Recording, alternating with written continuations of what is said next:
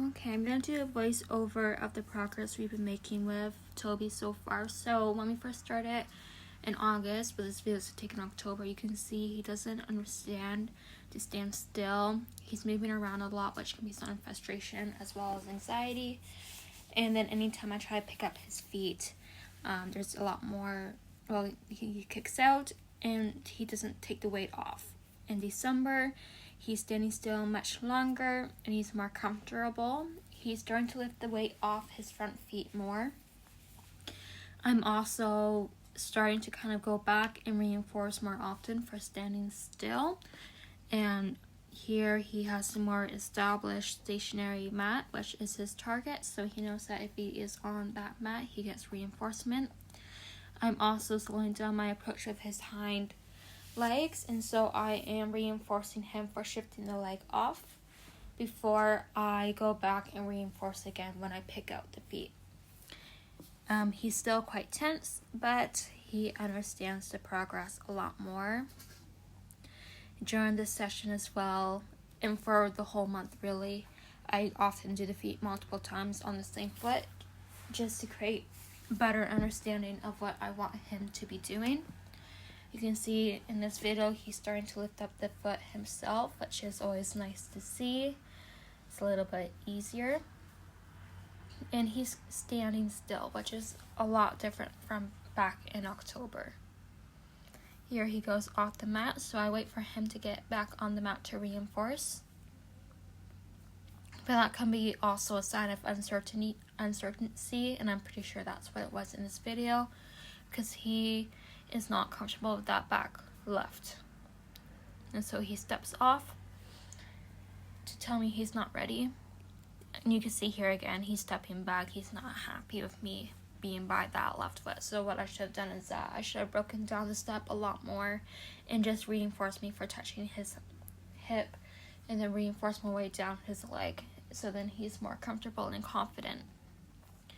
But again, I do not have the skill I do now. And here he is pawing. He's a sign of frustration. He is fed up with me basically being by that left leg. So again, if I knew what I did now, I would have broken down the step a lot more and just reinforce him for me being by that hip, and then over time reinforce him for shifting the leg off and then allowing me to pick it out, because he kicks out once but then he stops. So still much better improvement from back in October. Here's a video of me in April. This is during when I was taking a cooperative care equine course. So here we have an established start button, which basically lets me know that he is ready for me to ask him to lift up a leg. In this video, I also have a target. So what I am doing is that for every time I ask him to lift up a hoof, I will then ask him to touch the target 3 times. And this just kind of helps keep him regulated. You can see in this video, he is lifting up the hoof pretty much all by himself, and he's no longer kicking back. As soon as he looks at me, that's when I start asking him to pick up his hoof. In this video, he stands still, which is good to see. I'm also breaking down the progress a lot more. I'm waiting longer before I move on to asking him to pick up a hoof, just to make sure he's more comfortable. In this video as well, he is quite tense. It was around this time that we found out that he has locked stifles, which is basically when his back leg locks in place and is very tight, which makes it uncomfortable. So even though he's standing still, he's a lot more cooperative about the progress. He is quite tense because he was in pain. This is now in May. He's picking up all his feet very nicely. He's chill. He's not, giving me the side eye. He has a much more pleasant expression in his face. Our start button is way more clear now. He's picking up his hind legs without kicking at all. Here I am also better at waiting for him to start, him to tell me that he's ready. And overall, you can just tell the difference from October to May. Even there, he's getting that leg ready. So at this point in his training, he understands when the next leg is coming, and then he shifts the leg off it before I even ask. So this is just your reminder that progress is not made overnight. It can take months. For him specifically, there was a lot of counter conditioning needed for him to be comfortable with the hoof process.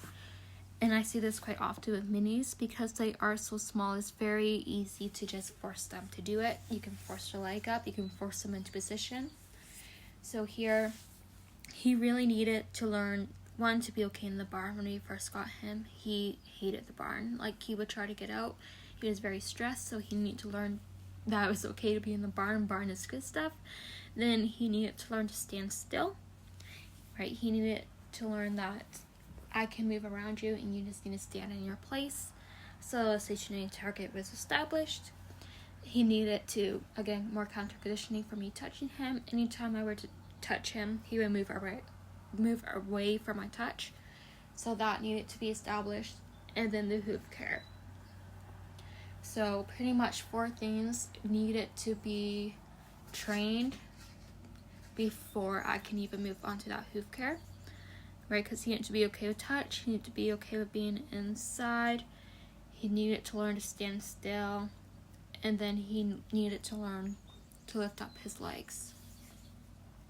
If I were to go back now with the knowledge I have at this moment, I would have started with an established start button as well as a stronger stationary target, because that would have solved a lot of problems, and I would have taken my time in the beginning and reinforced more rapidly anytime I went near that hind end. But again, you do what you can with the knowledge you have, and if I were to get another mini in the future, I would be able to probably make this progress a lot faster.